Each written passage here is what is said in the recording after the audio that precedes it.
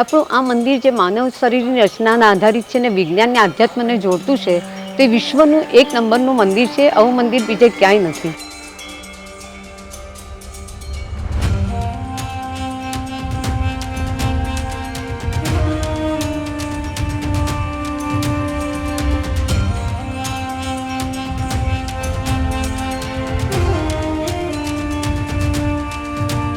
જય માતાજી. આપણે મંદિરના સર્જન પર પ્રકાશ પાડીએ કે સૃષ્ટિના સર્જનહારે જે અથાગ પ્રેમ અને વાચાળ જીવન અર્પિત કરનાર મહાન શક્તિને અંજલિ સ્વરૂપે આ મંદિરનું આયોજન થયું છે. સુરત ગુજરાત અને ભારતનું સમૃદ્ધ શહેર છે. આજથી 2 દાયકા પહેલાં સુરતનું પશ્ચિમ કિનારે કોઈ મંદિર નહીં હતું. એટલે આપણા આધ્યાસ્થાપક શ્રી પૂનમચંદ શાહ છે, તેમને એક વિચાર આવ્યો કે હું આ સ્થળે મારી માતાજીનું એક મંદિર બનાવું. હવે આપણે જોઈશું કે અહીંયાથી નિજ મંદિરમાં દરેક મનુષ્યમાં કુંડલીની શક્તિ હોય છે. એટલે અહીંયાથી આપણે જઈએ છીએ તો કુંડલીની શક્તિ આપણી જાગૃત થાય છે. કુંડલીની શક્તિ જાગૃત થાય એટલે તમારે યજ્ઞ કરવો પડે. યજ્ઞ કરવા માટે કર્મ કરવો પડે અને કર્મ કરવા માટે આહુતિ આપવી પડે. એટલે આપણે અહીંયાથી જે જઈએ છીએ તો ઉપર હવનકુંડ સુધીના 3.5 આટા આપેલા છે, જે આપણી કરોડરજ્જુ છે. આ મંદિર આપણું માનવ શરીરની રચનાને આધારિત છે અને વિજ્ઞાન અને આધ્યાત્મ સાથે પણ જોડાયેલું છે.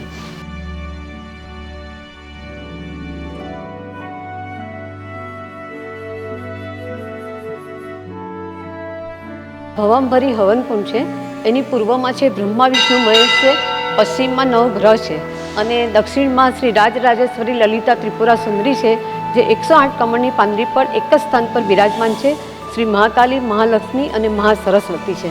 એની દક્ષિણ પૂર્વે છે ગણપતિ છે અને દક્ષિણ પશ્ચિમે હનુમાનજી છે. આપણે અહીંયા આઠમના દિવસે નવચંડી હવન કરીએ છીએ અને તે દિવસે મહાઆરતી રાખીએ છીએ. અને નવરાત્રિ દરમિયાન અહીંયા આપણી શ્રીયંત્રની ઉપર આપણે શ્રીયંત્રનું સ્ટ્રક્ચર જે છે તેની પ્રદક્ષિણા માટે ચૈત્રી નવરાત્રિ અને આસો નવરાત્રમાં આપણે ખુલ્લું મૂકીએ છીએ. એટલે ઉપર એની ચૈત્રી પ્રદક્ષિણા કરી શકીએ આપણે શ્રીયંત્રની. શ્રીયંત્રનું આ સ્ટ્રક્ચર છે. શ્રીયંત્રના 9 ચક્ર છે. 4 ચક્ર શિવના છે અને 5 ચક્ર શિવાના છે. એટલે શિવ ને શિવા અભેદ છે.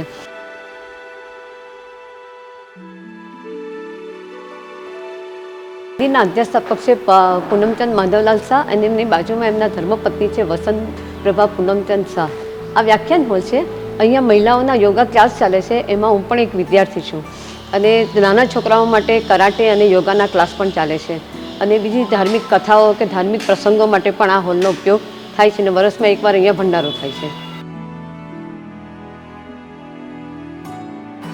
આ નાગ મંદિર છે જે એક જ પિલર પર છે ને આ જ પિલર છે ઉપર માતાજી પાસે જાય છે. એટલે સમસ્ત આખા મંદિરનો ભાર પણ આ એક જ પિલર પર છે, જે આપણા નાગ દેવતા લઈ રહ્યા છે. ને સુરતમાં પણ નાગ દેવતાનું આ એક જ મંદિર છે. આ આપણી મંદિરની ગૌશાળા છે, જેનું સંચાલન આ રેખાબેન કરે છે. એમનું ફેમિલી છે પૂરું. એમના મિસ્ટર છે બાબરભાઈ અને એમના છોકરાઓ છે 2, એક પ્રિન્સ છે ને એક રિયા છે. એ બંને જણા પણ મંદિરમાં સારી એવી સેવા આપી રહેલા છે.